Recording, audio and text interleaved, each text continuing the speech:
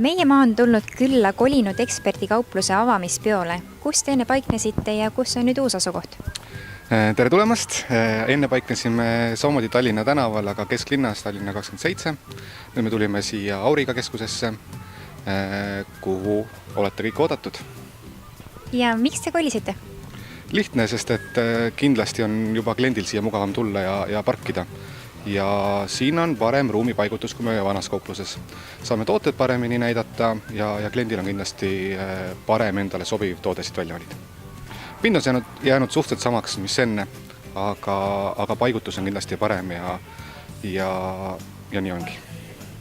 Ja kuidas hindate praegu Saaremaal elektroonika ja kodumasina turgu? Turg ei ütleks seda kuidagi teistmoodi on kui teistes linnades, et konkurents on ikka olemas, mitu erinevat poodi.